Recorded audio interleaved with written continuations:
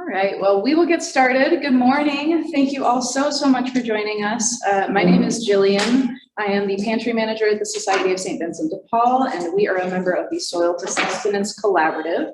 If you don't know, Soil to Sustenance is an open network of folks working to address food insecurity in town, and we are committed to food justice.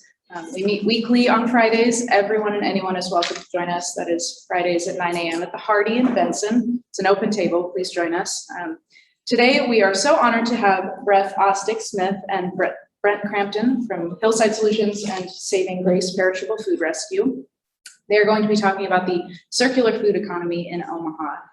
So without further ado, we'll welcome Beth.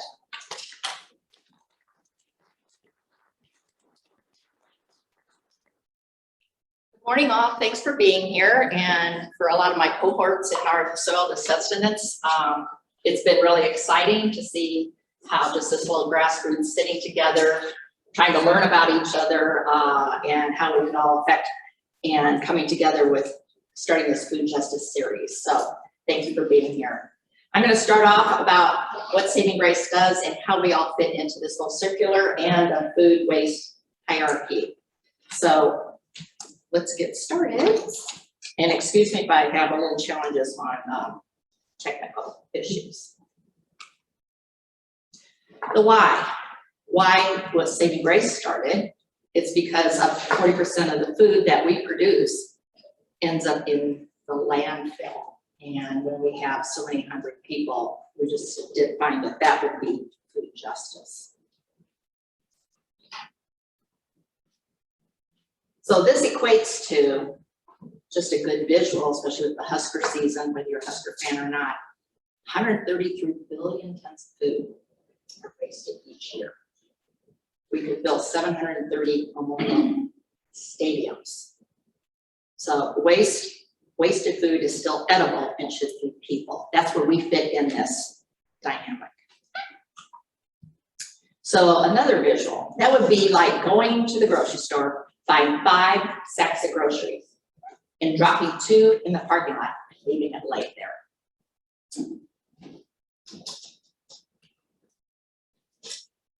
Producing all this food is a costly endeavor all the way around, and it's using a lot of our energy, our water, fertilizers, which we hope are environmentally correct.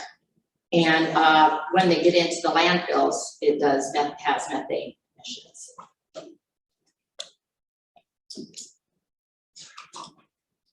So Saving Grace, when we started this, we've been in operation about 8 years, well, a little bit over 8 years in operation.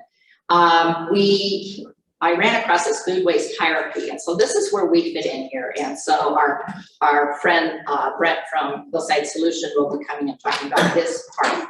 But we always kind of work with this, and our educational pieces are a lot about this food waste hierarchy, because the first one, as you see here, is reducing.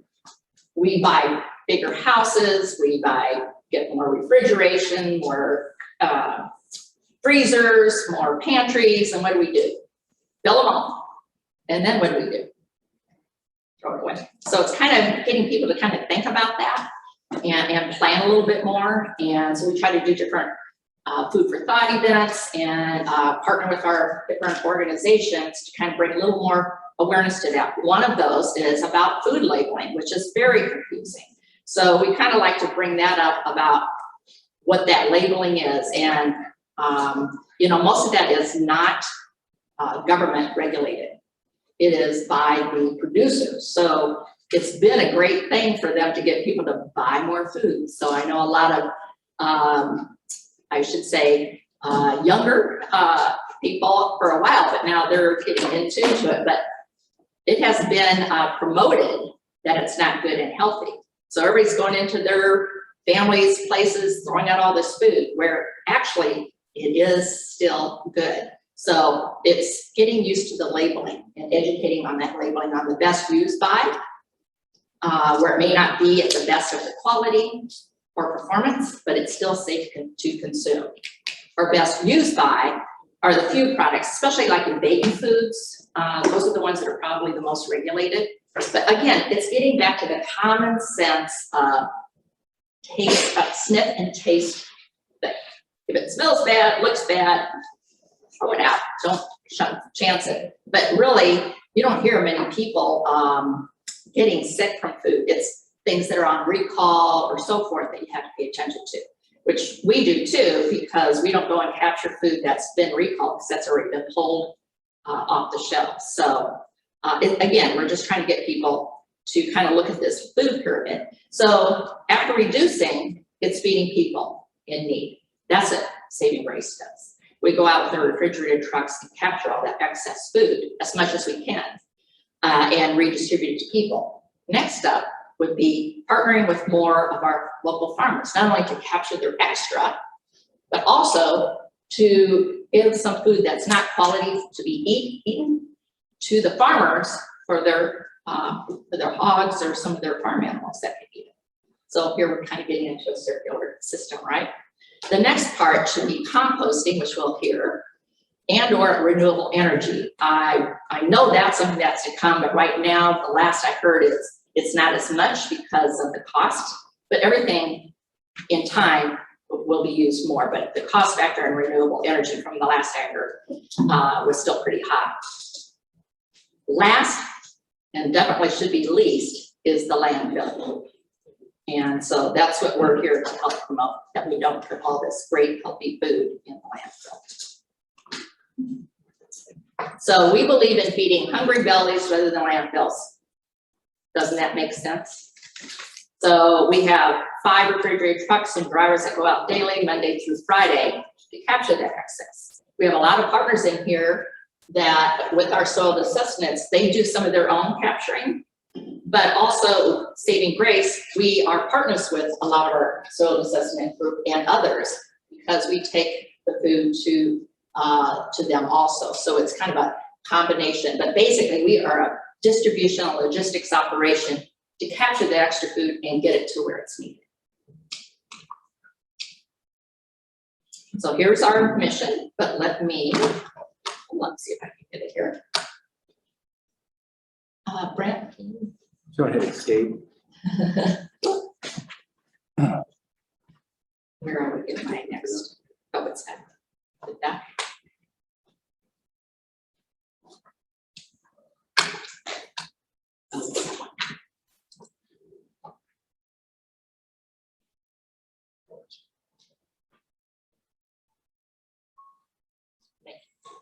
Show you a little bit about our operation. Corey is a bounty hunter of another sort. He rescues food that would otherwise go to waste and delivers it to people most in need. Some may look at Corey and say he's just a truck driver, a delivery man. But Corey isn't doing his job just to drive a truck. He's doing his job for the 1 child out of 5 that goes to bed hungry in Omaha. For the over 96,000 children that don't know where their next meal is coming from. For the 1 in 6 adults in Nebraska that report not having enough money to buy nutritious food. This isn't just about preventing waste. It's about providing access to more nutritious meals. So go ahead, call them what you want. A truck driver, a delivery man, a bounty hunter. But really, Corey is someone's saving grace.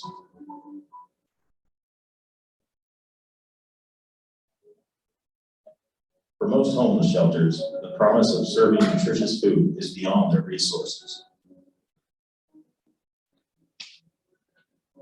That's when Saving Grace steps in, bridges a gap between those who produce food that is ultimately wasted and those who have a need for it, between suburb and inner city. Saving Grace presents an opportunity for otherwise unlikely acquaintances to be neighbors. Because when communities and nonprofits help each other, there is no telling what we can achieve.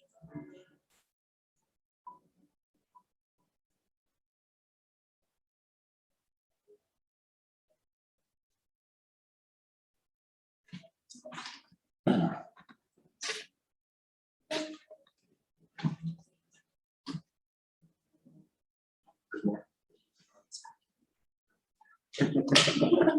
was sensing the end. Yeah, no, that's good, right here, right? Yeah, it was part of my plan, so you never know.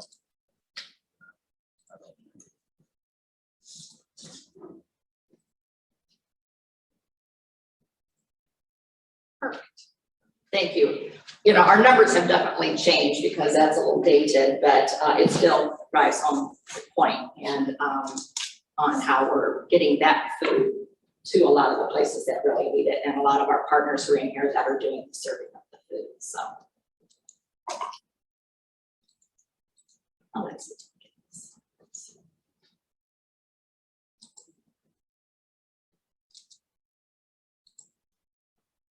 So our food donor partners, very important, very important. So our top 3 food donor categories are grocery stores, convenience stores, and restaurants. Does any of that surprise you? So the grocery stores, of course, the convenience stores, so we go to like every, well, the Quick Trip, they go out at night and pick up all their excess from all their locations, bring it to one location. We get between 750 to 1,000 items a week that have been put in the trash.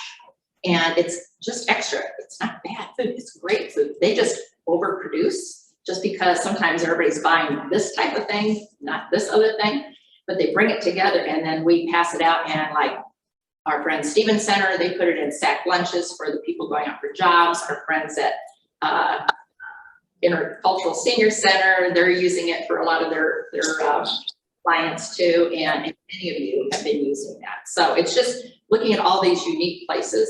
But as you can see on this picture, we go to cafeterias, caterers, a lot of caterers. That had gone way down during the pandemic, but now they're coming back.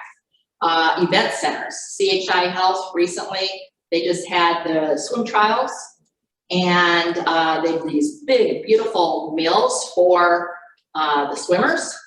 Healthy, nice, individually packed meals. Turns out swimmers don't want to eat before they swim. So they give us a call, we came, picked it up, and spread it out. TD Ameritrade just had a huge, someone thought they were gonna have 30,000 people and they had 3. We had pallets of hot dogs, pies, all kinds of things, and redistributed. I don't know, some of our friends here may have received some of that. So those are some fun, interesting things, like what would they do with it if not? So here's some of our food donors, and you can find them on our website, which please promote them, let them know you appreciate it, because they are doing the right thing. So, and we're hoping to partner more with our Hillside Solutions that they're doing edible food, donate it to Saving Grace, non-edible food that should be composting, working with our Hillside Solutions unless they have their own.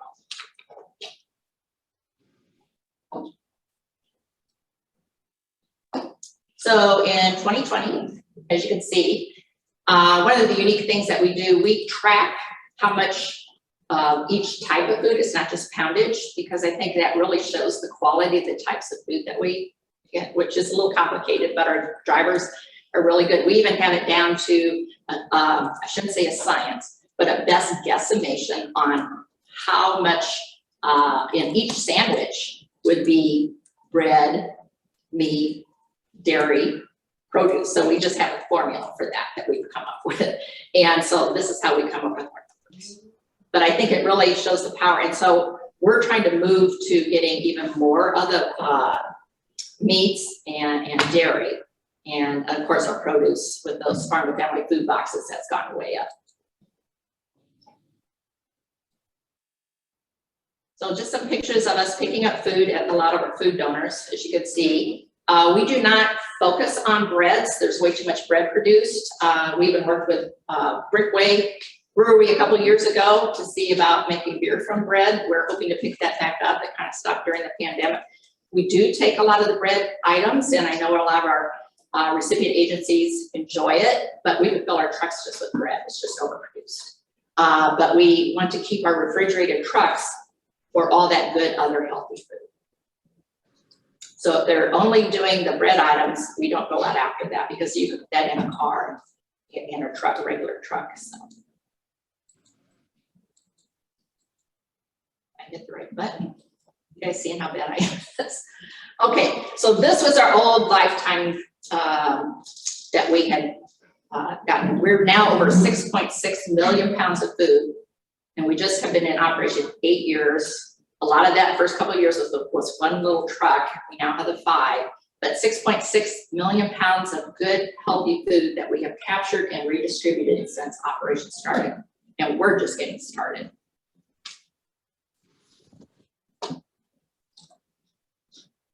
So here are the nonprofit agencies, 42 nonprofits. Let me kind of back up. We're picking up food from over 70 locations, close to 40 food donors, 40 to 50. I remember that number's been, we're on hiatus and stuff.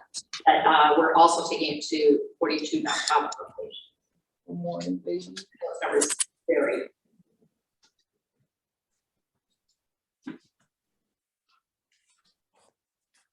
So a lot of our food donors are on a scheduled route. So when we go out and recruit, we have to recruit the food donors because a lot of them still think it's illegal, the lawyers say you can't do it. And once we come in, I give them the 5 business reasons why they should donate. I always say, hopefully I remember as I'm saying this, you know. 1, it's a tax deduction because you had to come at it from their business. Like 2, it saves them on landfill fees, or their dumpster fees, I'm sorry, the dumpster fees. 3, it fits into their sustainability or green initiative, and every organization, every business has that now, which they should. 4, it can be a great employee engagement, which I mean is anyone that's worked in the food industry, and many of us have, you see how much food is wasted. So our goal, it kind of got set aside a little bit with the COVID, but is to bring back some stories for their employees and however they want to share it on their intranet or in their posters back there. So they see and can feel, because it's an extra step for them to do this and set this food aside and label it, especially the prepared food. So you do both fresh and prepared. It takes extra time, but for them to know, one of our food donors, Catering Creations, they even set up a big sign out by their table where they would feed all their employees, and they had a graph on how much food they were donating, so they could really get bought in and that they felt good about the extra effort. So, and then 5, they're just helping the community, right? And as you can see, when a lot of our food donors went way down, at the beginning, we helped capture all this food that when all those pantries were closing, all the casinos were closing, all that, within like a week to 10 days time, we got out there and captured all that and we just dispersed it throughout the city because everything was shutting down. So thank goodness we were there to do that. But then after that, we went down to almost less than 50% of our regular food donors. So when the farm to family food boxes came in, you know, we were able to help distribute those. And so we first did with Miller Public Schools. They were getting in a semi a week during that first summer of COVID. And they were all at the Millard South. They had no way to get it out. So we were going there 3 days a week to help disperse it. And then with through Catholic Charities, they had the semi that comes in every week, and we helped distribute that because a lot of places that had gotten the semis, they didn't have they couldn't use it all, and they didn't have the means. So back to our distribution logistics operation.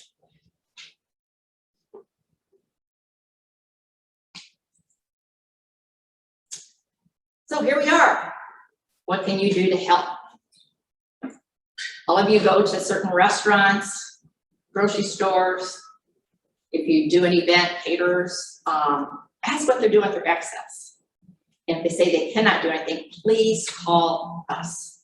Call Saving Grace and let them know about our service. And we'll come out and see whether it's a good fit. And then again, when we go to our nonprofit partners, if there's some nonprofit partners out there that would like this, we see whether it's a good fit for them also, and how the refrigeration is, whether they have freezers, whether they serve in-house, or whether they just have pantries going out. Then we match the right food to the right place. Otherwise, it ends up But you can call Judy, all this is on our website, but we'd love to pick up their extra and help feed our hungry neighbors, help you all feed our hungry neighbors. So, as I've been saying since the beginning, there isn't a food production problem, there's a food distribution problem, and that's what Saving Grace is working towards doing. So, we can all help feed hungry bellies other than our landfills. Any questions? Otherwise, I'll turn it over. We can do some questions afterwards too, but. We'll do questions after. Okay, perfect. Then let me introduce our, is that okay? Did you want to introduce? Okay, let me introduce our partner in this food justice, Brent with Hillside Solutions.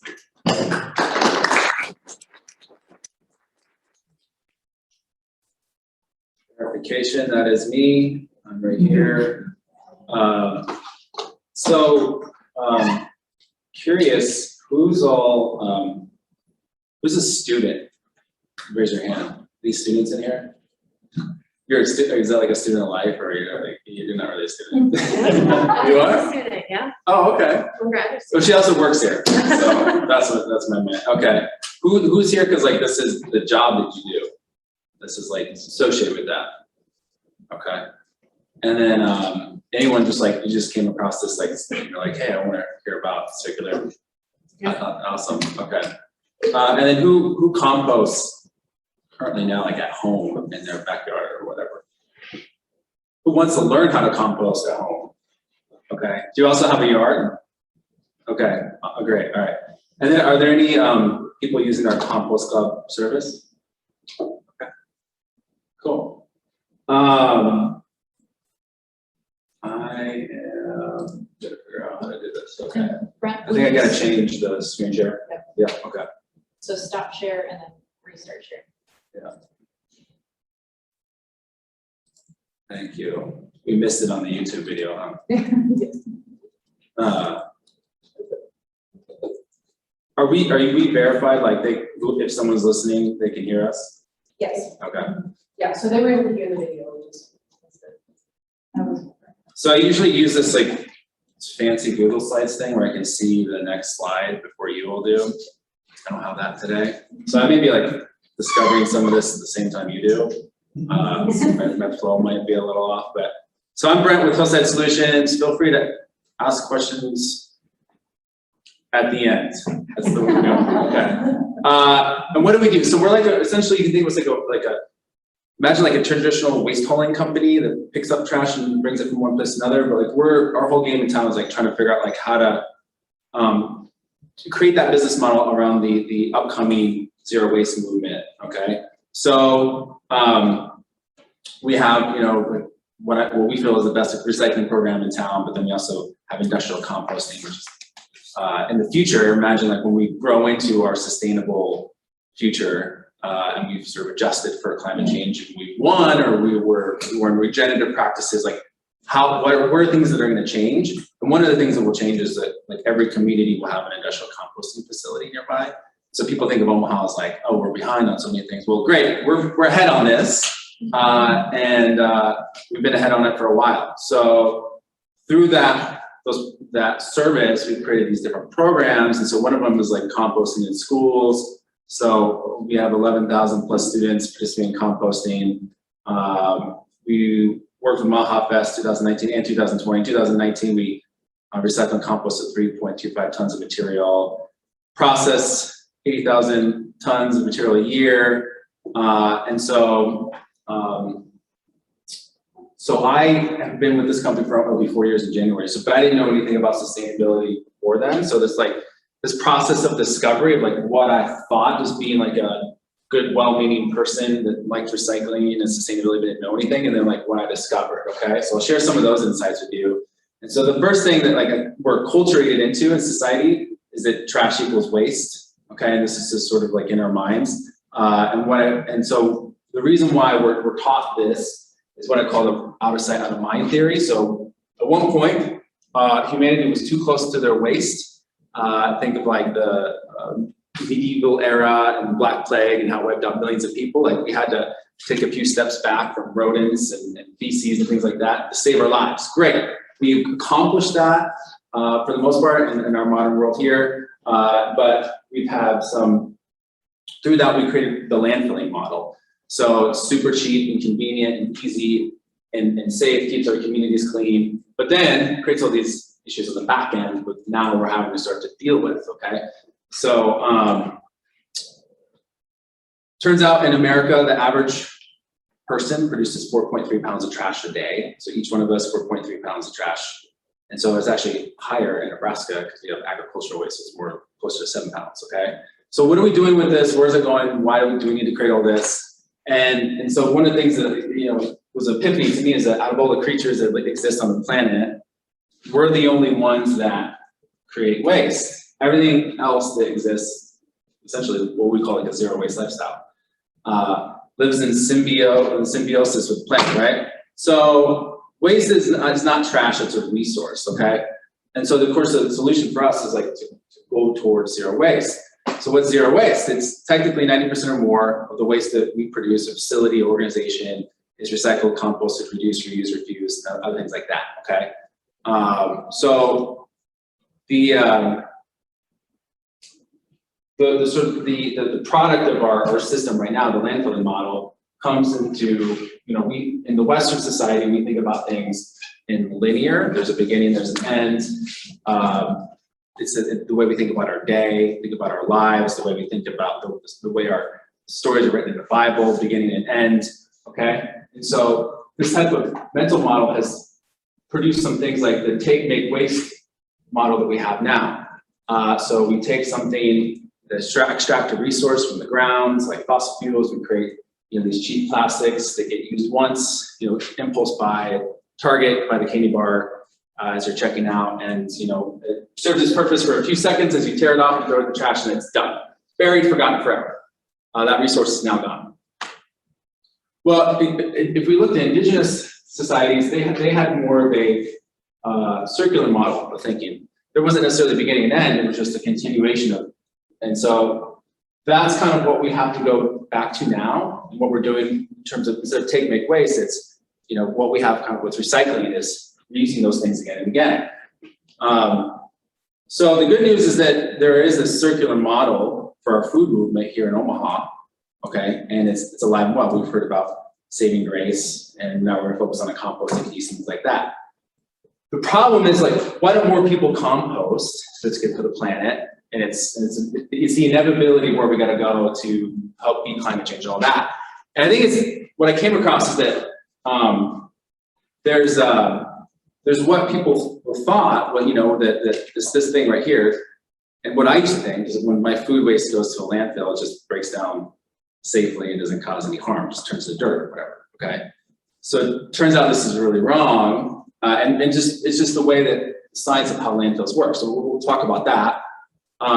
So here's a landfill, there's a picture, right? They bring the trash down for the day, and they got to put a layer of filter on top to pack that in. So that's a good idea in the sense of, like, you don't want that stuff blowing around or smells going to neighboring communities. Problem is it creates what's called an anaerobic environment, which is a fancy way of saying oxygen can't get to our materials to break down. So that's actually really important. So imagine a head of lettuce. It's pretty flimsy. You can imagine it biodegrade pretty easily, okay? And a friendly little guy. In a landfill, it can take 10 to 25 years to break down, research shows. So imagine that, like 10 to 25 years of lettuce is just hanging out in a landfill.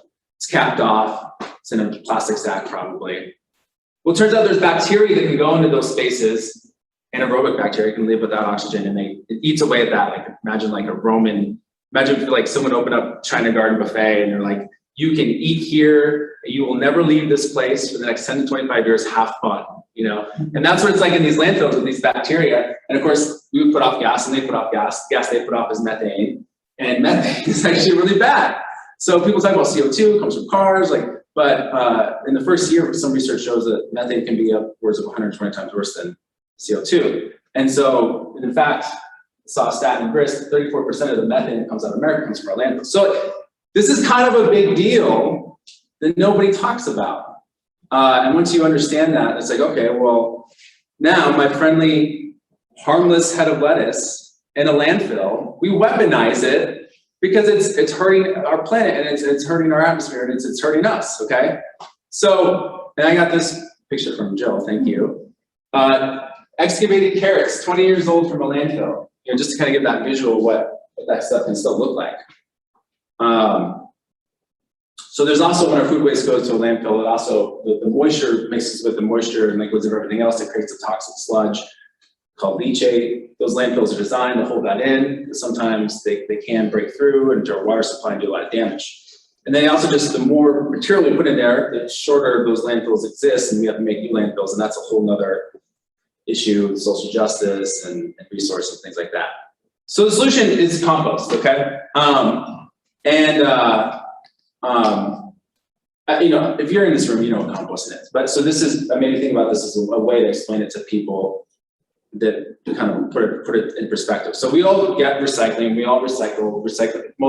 The mainstream public understands that recycling is a good idea for the most part. What is it? People use things, they create things like, you know, this plastic bottle, and we're gonna reuse that. That makes sense. Everybody understands that. That's one-to-one, really simple. What's composting? Same thing, only nature makes things, and we're gonna help nature to reuse the things that nature makes, okay?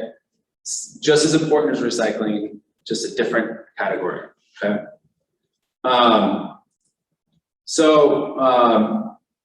You know this as well. Healthier and tastier food when you compost, when you use that finished compost in your garden plot, puts nutrients back into the soil versus removing, extracting the nutrients. Soil stays, helps retain instead of that topsoil washing away, which is a big issue in our agricultural conventional practices. And it solves the carbon bank problem. Have any of you seen Kiss the Ground yet, that film? Okay, so I would say that would be a great film to watch this weekend. We got some downtime. It's on Netflix. It's on a lot of other platforms.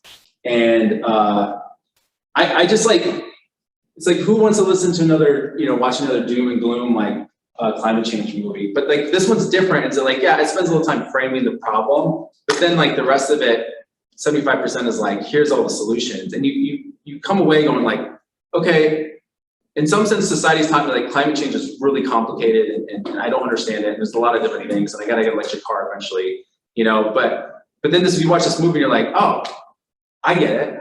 We just gotta grow more things without using chemicals, you know, substitute compost. And that's gonna make a huge difference. And it makes it really simple. So that one of the things they talk about is the carbon bank problem. Like, yeah, we're all gonna eventually have to drive electric cars, so we're not putting more carbon in the air, but we have to grow things, because when you grow trees and plants, it sucks the carbon out of the air that's been there for however many years we've been putting it up there. We gotta get it back into the ground, and then nature takes that carbon, and there's things in the ground, microorganisms that eat it, and then what they excrete is not methane, it's nutrients and minerals that we want in that soil to help boost the health of that soil, which then helps boost the health of whatever grows, which then comes to us, boost our health and energy, and all those things. How composting works. So this is in terms of like the theme of this, like the circular food movement and your relationship to it. Here's an entry point for you, okay? So one thing to understand about composting is like humans don't create compost, it's microbes do, okay? When we're composting, we're just creating the ideal environment for microbial life, and then it swarms in and does the rest for us, okay? So the things you need is oxygen, and this is overgeneralized. Oxygen helps break things down, moisture helps kill weed seed, and then getting the right pH balance, like acid to alkaline, creates like I was like, cozy environment. Is this like the best way, just like wonderful place for microbes to live, okay?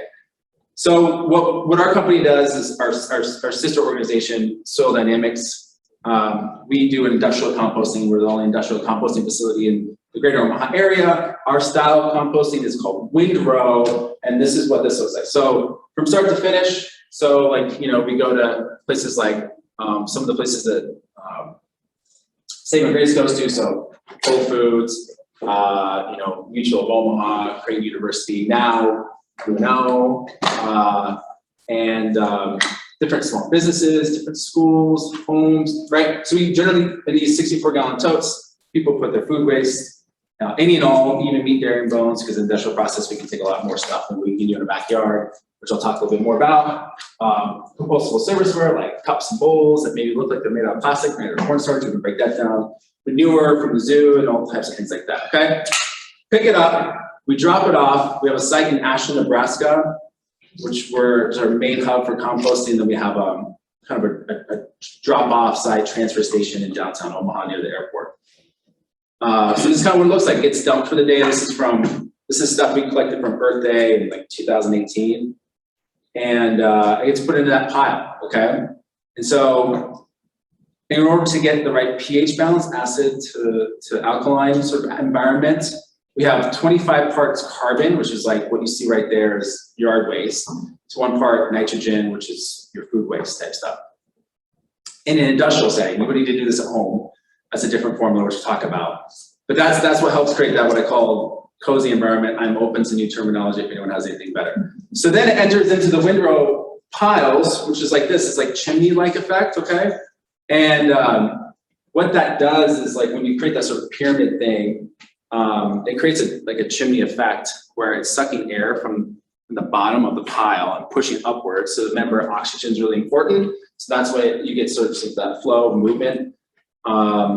We have a catch pond there. So we use that water to place back on the windrow piles. And again, we want to have the moisture levels around 50%. That microbes like that, right? But it also helps kill weed seed, which is really important. And then we have, this turner machine here, as you see, and it glides over the piles and it helps break up anaerobic pockets that aren't being, the oxygen isn't accessing. And then once you start doing all that stuff, it starts getting hot inside because you're creating the ideal environment for microbial life. So they're working, and just like if we all were in a room exercising, heat would come out. So that's what's happening. Heat is coming from these piles, and these microbes are busy working away, eating things up. And so 140, 150, sometimes upwards of 160 degrees, those piles get that warm inside. That's great. So it means it's working, but also the miracle of nature, it's almost as nature intended this. There's good bacteria and bad bacteria. Good bacteria has a higher heat index than bad bacteria. So at that 146 degree level, it's hot enough to kill bad bacteria like salmonella, but the good bacteria sticks around. So that's a wonderful thing. You start to see the steam rise off of these piles early in the morning, especially if you move them around. And then after they sit for a year and they're done composting, they've cured, they've sat through winter, which adds to the industriousness of the finished product. We have to filter it out through these these sort of like, it goes on this long tube with a filter, so it tries to get most of the plastic or glass out. Problem is, microplastics and smaller plastics, smaller than a half inch will come through. That's just part of our reality. We have microplastics in our waterways, in our food, in our bloodstream right now. So until we wake up to reality, we have to heavily regulate these things. This is just something we'll have to deal with in the meantime. But then at the other end is this wonderful nutrient-dense finished compost. Some of it we bag up, although we're not really much of a bagging operation. And a lot of it gets shipped around. That's our teammate Maggie, and different farmers and landscapers and contractors and hobby gardenists and community gardens will get this stuff and we'll go out and deliver it, or they'll pick it up. Then it gets in the gardens. Here's one down near the old market using our products. And so circular food movement partition point number 2. So we just talked about industrial composting. We can talk really quick for the folks that were like, hey, I want to, compost at home. I have good news for you. You can start this weekend. Doesn't matter, the winter's coming, you can start anyways, and you don't have to spend any money. You don't have to get those dumb turners that don't have enough room, there are cost barrier, friction point. Just you can start as long as you have some yard, and hopefully not an HOA that has backwards policies. Okay, so the myth, speaking of HOAs, is the reason why people like don't do composting at home. They usually think it's going to smell, it's going to attract rodents, things like that. Well, if you do it right, you're not going to have any of those issues. Okay, so this is like when I came into the space, like I tried composting at home without even really researching it. I was like throwing my Chipotle leftovers in the back and stuff like that, you know, with the case and all, and it didn't go very well. And I think the tree I had it next to is like suffering the effects of it ever since then. But you know, so this is like, you know, it's just like you go online, there's like all this stuff. There's a million different ways to do it. It's a little confusing, and I think that creates a disservice because it creates this barrier of like, I don't understand it, and there's more I have to do. So until I understand what I need to do, I'm not going to do it. And you can just do it now. So this is like, does anyone know Gary Vaynerchuk? Okay, got it. All right, so Jill does, because like, I'm like, what is that? Oh my God, knows about Gary. Oh, we should have been using this the whole time. Oh, that guy did tell us about that. You were doing the right click and everything. Oh wow. Okay, so step one. So when you're composting at home, just focus on 3 major categories: vegetables, fruits, and yard waste. You can do some other stuff, but go down that rabbit hole later. Just focus on that so you don't make any mistakes, okay? And that'll be a lot of your stuff, okay? In your kitchen, you want to toss your fruits and veggies into a container. You don't necessarily have to spend money on a compostable liner or anything like that, just a normal trash can, okay? And so like this is mine at home, pull out, they both used to be for landfill. Now one is, you know, for composting, okay? And so then in your backyard, you just find a space and you just dump it on the ground. You don't have to do anything special, just dump it on the ground, and just as long as there's like, you know, the sun hits it and you can reach it with a hose. It's not under your porch, you know, type of thing, because it needs to have a little bit of air. You're good to go, okay? So this is where a lot of people screw up though.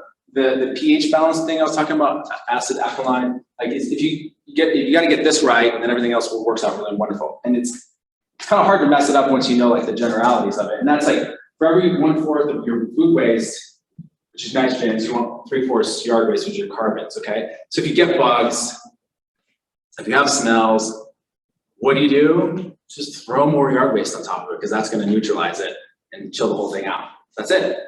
And so, like this is actually great. This is perfect time to start because everyone's bagging up their leaves, and you know, like a bunch of jerks, like they're putting it out on the sidewalk and it's getting picked up, and who knows where it ends up. Like you just keep them, keep all your leaves and line them up in your backyard, okay? And then that's your stockpile as you go through the winter and in the spring. You just throw those leaves on top. Like I will even go to my neighbor's yard, pull up my car, open up the trunk, and I'm just throwing those things in like body bags, and like my neighbors come out and they're like, "Who took my yard waste?" I mean, it's got to be the weird experience, but it's like whatever, I'll do it, you know, no big deal. So there's another way to look at it, like 25% nitrogen, your like grass clippings and things like that, and kitchen scraps, and then your carbons, or your leaves, and newspaper shreds too also work out. Okay.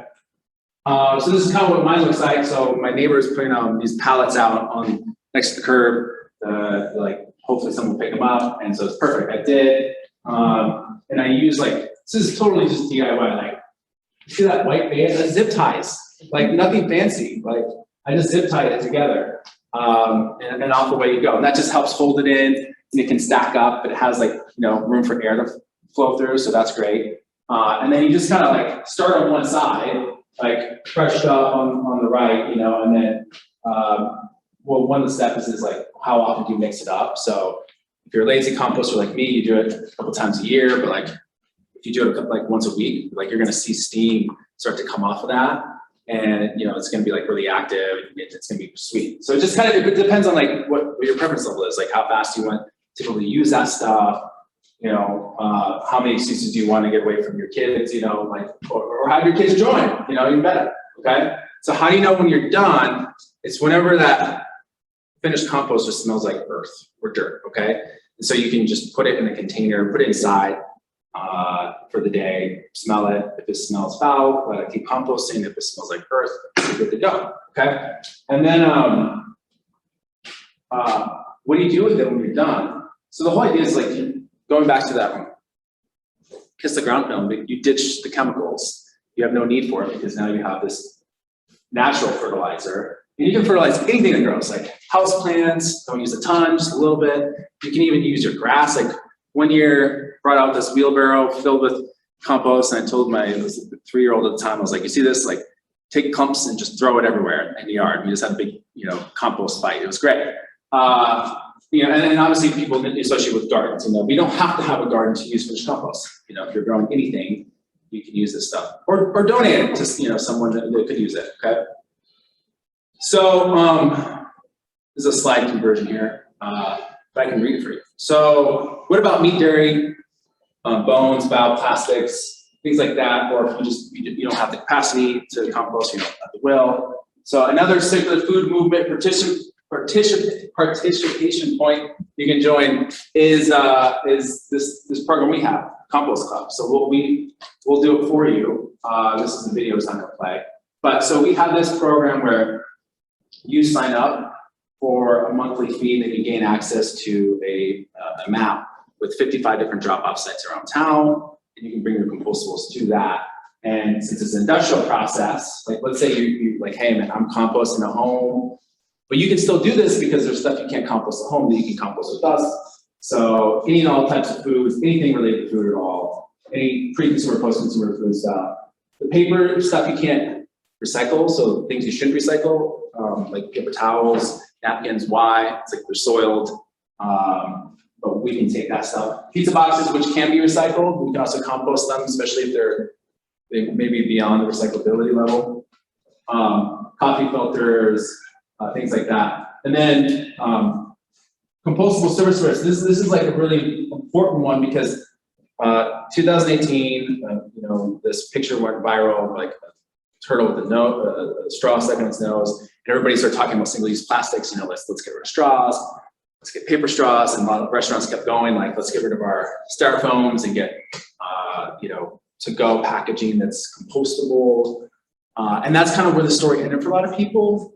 What they don't know, what most folks don't know, and now you're going to be way ahead of them by knowing this, is that you have to compost that stuff industrially for the most part in order for that life cycle, the whole purpose of that thing to see its point. So it costs restaurants 3 times as much as like styrofoams and things like that. And so most people probably get like, imagine like a plastic cup. Okay, yeah, so imagine a plastic cup like this. You see that, and you're like, okay, that's plastic, I'm gonna recycle it. But it says something on like, this is compostable. And you're like, well, okay, that probably means it's recyclable. I'm recycling, right? And then the recycling center gets it like, we can't do anything with this, we're gonna landfill it.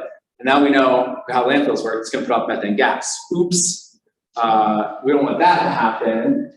Well, then maybe you're like, well, I'll compost in the backyard. Well, it's too industrious for your home setting, so that didn't work out. Or you store in the landfill, it's gonna put off methane gas. You're like, oh, it's gonna break down easily. That's better for the landfill, right? Well, it's not so much. So, but if it comes to us, like we'll turn it back into finished compost. Boom, purpose met. So there's other things like that. There's compostable utensils, plates, and things like that. And then it's a really confusing issue because there's no regulation around it right now. And you can go online and you're like, I want to buy, like I'm gonna have a party, so I want to buy compostable stuff and use my Compost Club membership to drop it off. Like, and you see something that's like biodegradable, green, whatever online, but then like the liner note says like, instead of 100% plastic, it's only 10% plastic. Well, oops, we can't compost plastic, and now it's going to insert microplastics into the waste stream.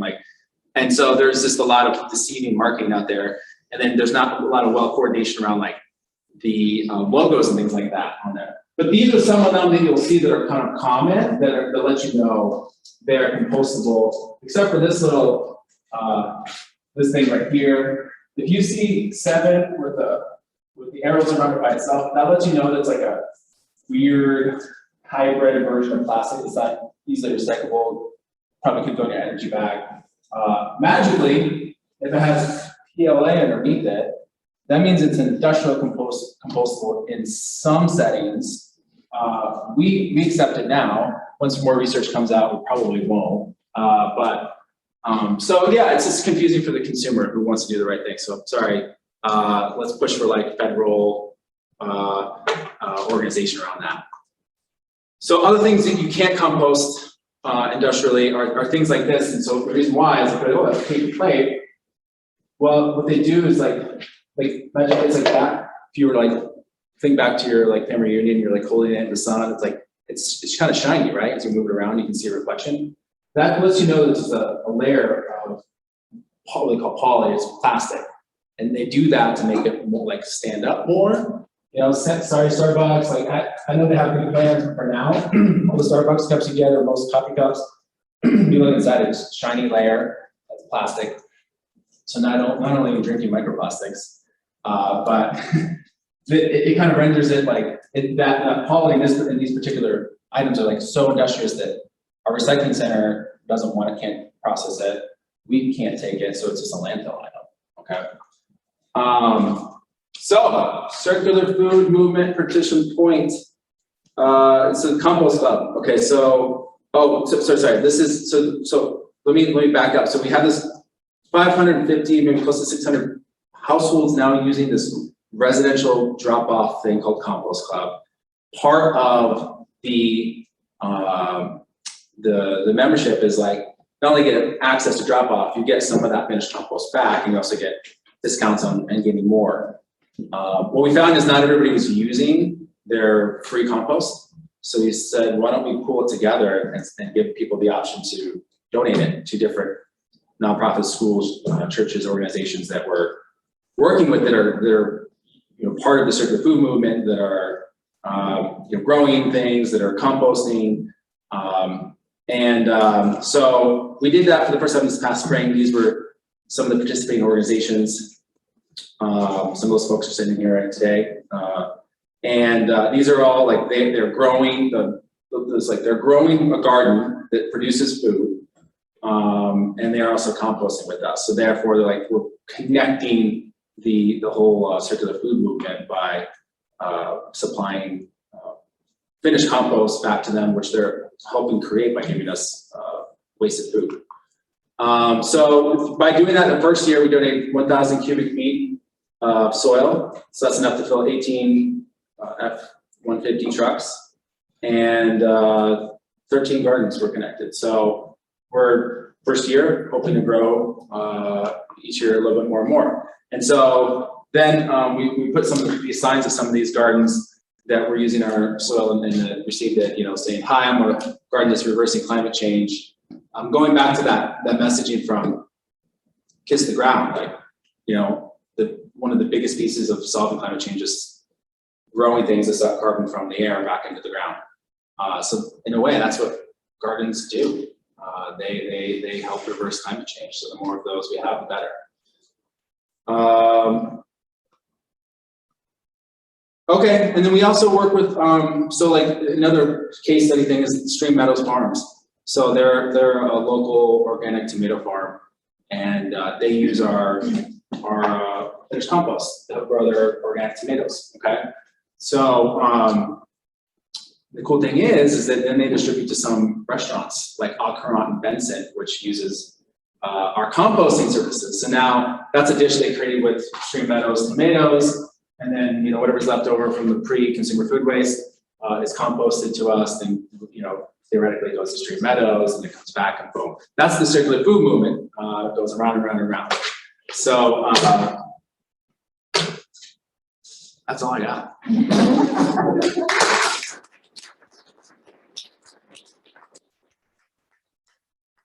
Brent, thank you so much. I'm Craig Howell, Director of City Partnerships with Together, and thank you. Questions? Start over This here. is for Hillside Solutions. Yeah. Do you guys offer subsidized or recomposting for low income communities or low income households? Or is it, at this point, the model is fully like challenge? We don't, but we should.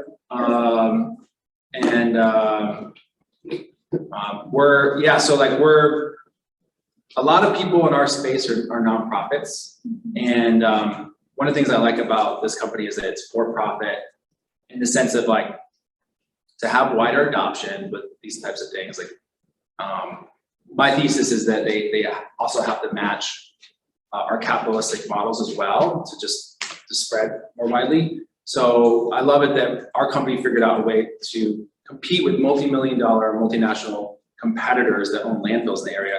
Instead of, we could have easily opened our own landfill, we decided to open our own composting facility, and that just fundamentally changes our priorities, where now we're not economically incentivized to landfill something, we're incentivized to resource something. So with that, we're not always necessarily in that frame of mind, but that doesn't mean we shouldn't do that, or there isn't like grant support we could get or whatever, right? But a version of that was the Compost Club Gives campaign I was just talking about, where we have a pool of resources, and now we're gonna help direct that to somewhere rather than just sitting somewhere not doing anything, and like helping nonprofits that need access to soil. So in a roundabout way, I want to now revise my earlier statement and say we are doing a version of that, just differently, yeah. But not on the individual level. No. So that's something that grant funding, or there's other sources where you might be looking at that in the future. We could, Okay. yeah. If you are you a student? No, I work group together, but I know Yeah. one of the biggest issues with composting is that there's a certain level of gatekeeping, especially like the environmental community. Right. And by like privatizing composting, I'm from a city where it's public, so I have a different perspective entirely. There is like a certain level of gatekeeping for people who can't afford it, but who live in apartment buildings where they don't have access to a backyard. Right. So trying to find a way to integrate some sort of free method to allow for all community members to be able to compost without having to pay for it. Like, including myself, I live in apartment buildings, I can't afford to compost because I live on the airport budget. And I have like a great deal of resources available to me. Yeah. So trying to find that. That's what the Friday group's been talking about a little bit, right? Well, and I was gonna say, Exist Green is the only free sites that is least still offering that. Mhm. So there's one free drop site at Exist Green. Okay. So there is that for folks who shop for zero waste, or again, using that to their content, but And there's another question also. My question's related to that sheen that you find often on disposable serviceware. How can you tell if it's plastic versus wax? Oh yeah, I distinguish. So like, yeah, if you look at it, so for example, these cups you've been using today, look on the inside. Is it shiny or is it more like a matte? No, like probably. What's that? It's shiny. It's shiny. It's shiny? You're supposed to say matte. Yeah, Because those are compostable, right? because it says the lining is plant-based, I believe. on there. Oh, okay. So that's the good, so in that situation, like, there's also a lot of innovation happening. So typically the matte look, it lets you know that it's just paper and it's compostable or easily recyclable if it's not too soiled. But the shiny layer is typically the poly. So maybe that's like the thing that they've been developing more, but the cup says it, you know, so. Yeah. It says it's biolining between plants. Yeah. Yeah. So like everything, it's just reading labels a lot more, kind of everything, reading your labels on everything, because like you said, things are changing, right? Yeah. So. Can Yes. I respond to you as well? Does your apartment building offer recycling? Yes, but it's recycling, so it's like a little shaky as to what's done with it. Gotcha. We used to have a Compost Club drop-off site here at UNL for students that lived, but they still had to pay. But the students, like you said, they don't have the funds to pay, so they kept going to the housing folks to say, we don't have to pay for recycling, why do we have to pay for composting? And now the housing is paying for them to have a composting access without having to pay. So I don't know if your apartment building would be open to paying for the composting service. Yeah, I pay a lot, so in theory they should. Yes, exactly. There was a question over here. Oh, I just had another comment. Another confusing thing about the compostable thing. The compostable is not the same as biodegradable. Yes, yeah. It's biodegradable just means that it turns into microplastic. Compostable means that it's fully plant-based and will degrade. Can everyone hear that online too? I don't know. So biodegradable versus compostable, biodegradable has been like misappropriated as a marketing term to trick people into thinking it's like helpful to the environment. But a lot of times it just means that it's a type of plastic that just breaks down faster than other plastics, which really, you're not doing any favors there. So generally you want to look for things that, the idea is to compost it, like compostable or certified compostable is really the route you want to go. Question? I have a question for Beth. So we've been hearing about these supply chain issues. Have you heard, or do you anticipate any disruption to your services? Have you heard anything from your donors? Or, I mean, this is me interested as a recipient. Right. Now, you know, actually, I think I had mentioned a little bit, it had dropped to 50% of what we had been capturing before COVID. And we've even had a couple of donors ask us that, financial donors. It seems to be coming back pretty strong so far. We haven't heard of any issues. We've been getting a lot more in the prepared foods because more and more people are having events, but not as many people are showing up as they thought. So I think that's part of it. But we have not yet, but I anticipate that might happen. Do you have, I know I think it's Casey's, but I'm not entirely sure, that have stopped doing like pre-prepared sandwiches and stuff like that. Are you anticipating that, to the best of your ability? Do you anticipate that to continue to be a trend throughout some of your donors? Yeah, and we haven't heard that. Quick Trip has been with us almost since the beginning, within the first year of operation and Come and Go, and we have not heard that at all. In fact, we hear that they're selling a lot more. There are a lot of people still want to pick that up, so I think it's a good money issue for them. So no, we have not heard that. We haven't worked with Casey's yet. We also work with Lunchbox, who furnishes a lot of food to a lot of the convenient places too, and we haven't heard that that has changed for them yet. So hopefully not. Always have to be prepared for whatever happens, right? So. Beth, Brent, on when I think of the future and future growth, correct me if I'm wrong, but I think often that a lot of food is produced in our healthcare institutions and our educational institutions. How are those doing in terms of being a part of the circular food?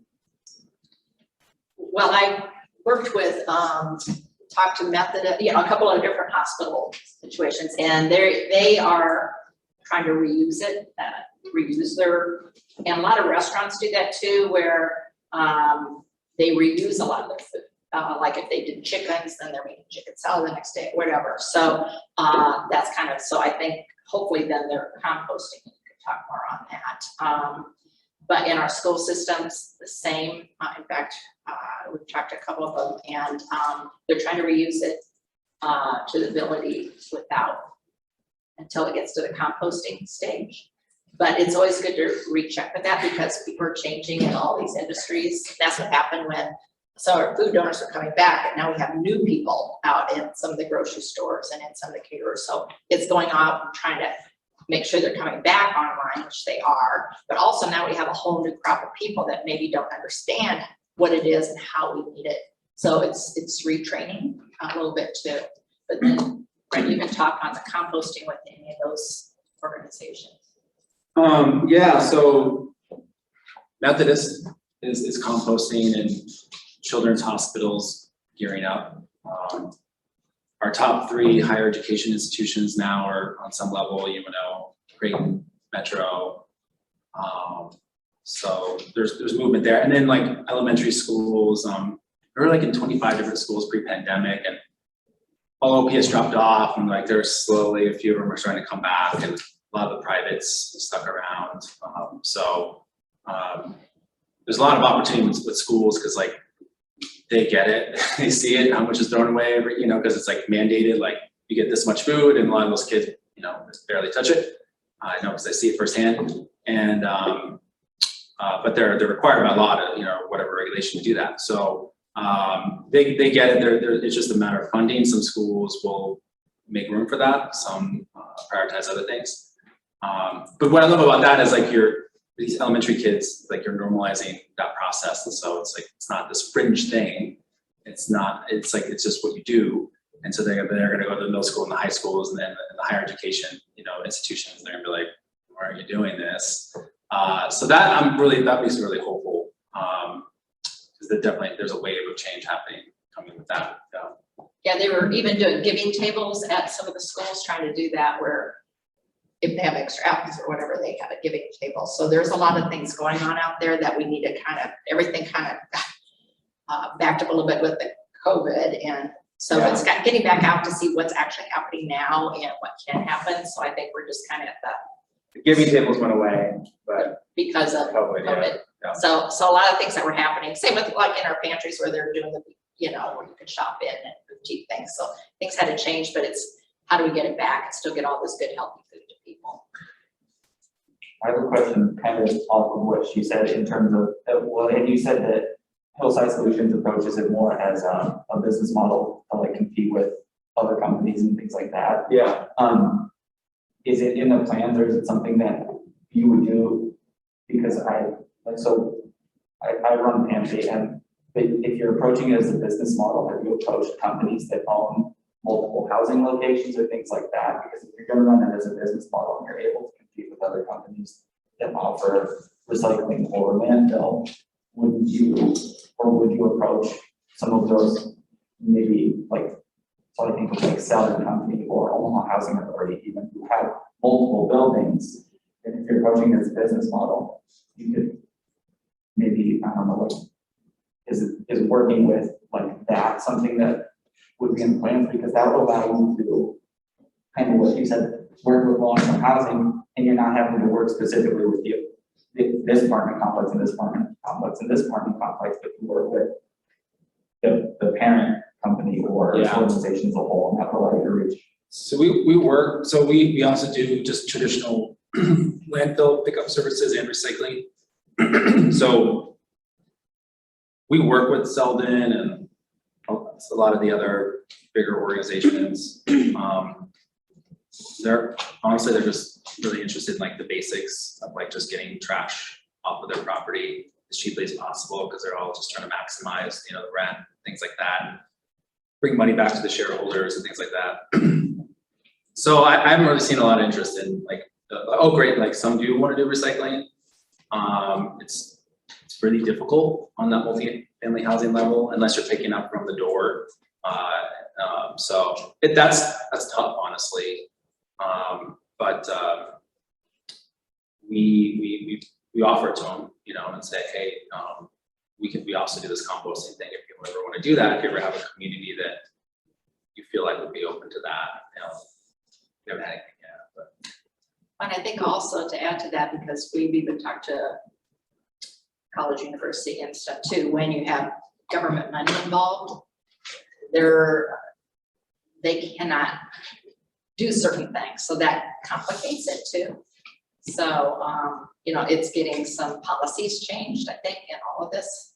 So if they're subsidized by government money, then they're a lot more, oh, we can't do it because of this. So. Any other questions? I just want to add, it's not a question maybe, but, sorry. Is that with climate change, everybody talks about it. I think that if the education system does not allow to teach kids how to do it when they're kids, it's not going to work. I think as an adult, it's more difficult if they don't have the conscience. Right. But I think that children, youth, or even college students, if they get it, it's going to be changed. But if they don't, it's going to be like a forever problem. Like anything, everybody's into their business or whatever they're doing. So we have to give them great solutions. That's where I love, we're helping with some solutions, but I love that. And thank you, because you turned me on to the Kiss the Ground. It was the most uplifting thing I've watched in a long time, because everything's doom and gloom. And to your point that at first it's tough talking about the situation. I think both of us too, in what we're doing and what we're all doing, this is the situation. These are some of the answers to it. But the Kiss the Ground, I really highly promote everybody watching it and spreading the word about that, because it's very uplifting that, oh, this could be an answer. And getting more of that education out, young and going forward. And that can be found on Netflix. Yeah. Netflix, yeah. And in fact, Metro Community College, their culinary, a couple of years ago, had me come and talk to their students, graduating students, about keeping in mind about the food and how to reuse it or donate it and so forth. So I think having that in, even in that the culinary world, you know, is helpful too. So we're past 10, so what, Jillian, one more question? I have one last question, and it's kind of a big one, I'm sorry, if it's too long. But if anybody has any insights or thoughts, please feel free to chime in. So something that I've been grappling with, our last soil assessment seminar series with Dr. Rebecca Souza. She wrote the book, Feeding the Other, Whiteness, Privilege, and Neoliberal Stigma in Food Pantries. And her talk was mostly about dignity and not serving food that may be considered to some wasted food or food waste because it was undignified. I still grapple with that because I think maybe we need to kind of change the conversation to make it so that that isn't viewed as undignified. But maybe I'm wrong. If you guys have any thoughts or insight or just philosophical guidance. Well, early on, when we first started this, one of the places we were taking, we no longer pick it up, but we're getting a lot of extra pizza. And one of the places was bagging it in trash bags. And so the kids were calling it garbage pizza. And I'm like, oh no, you know, so we don't pick up anything if they're not putting it properly into things. And there was no way we wanted those kids to go home. So I wanted to have a thing about, think of other ways we can talk about this and helping educate the kids on this is good, healthy food. We do not pick up trash. We would never bring you trash. So it's making sure that and, you know, like doing some promo for the kids that maybe they could sit in the truck for a picture or something if they came up with a good thing. So I think a lot of it is on our end is making sure that that's that narrative where we used to say wasted food, food waste. Well, we don't pick up food waste. Hillside, we have wasted food. There's so much wasted food that's still good, edible. That's why we like to show the pictures. And so I think making that clear and getting that word out, I don't know if that's really addressing it. And Brent, that picture of the 20-year-old carrot's going to be with me for a while. Yeah. You The sad lettuce. Yeah. If there's anyone have any question or thought, you can stick around. Brent and Beth are going to be here. We can, or in the atrium. There's 4 quick points I want to make. First, thank you to UNO CEC for hosting us. It's so nice to be back in this building. Haven't been. I checked. Last time I was in UNO CEC was in early the first week of March 2020. So this is kind of exciting. Secondly, Together on Saturday, tomorrow, has a regenerative community garden that's having a soul to sustenance harvest party. So you can come and harvest everything out of that garden. We get it to food pantries and then get that garden put to bed for the winter. And what time, Zach? Anything else on that? 10 to 5, yeah. All right. And so 24th and Leavenworth is the spot for that. 3. Soil to Sustenance is a fun group of people and organizations committed to food justice. Don't forget 9 o'clock on Fridays at Benson 402 Cafe and Hardee's 402 Cafe in Benson. You're always welcome. It is an open group committed to food justice and coming up with collaborative ideas and real solutions to the issues that are impacting environmental stewardship and food access. So you're always welcome to that. Lastly, thank you to UNO Food Service for surviving the pandemic and then coming by and providing us the food that's safely packaged. There's still food out there, so pick up some food and also feel free to ask questions or mill about at the atrium or in here. And I think those are the 4 points I wanted to cover. Great. Thank you. So thank you. And thank you.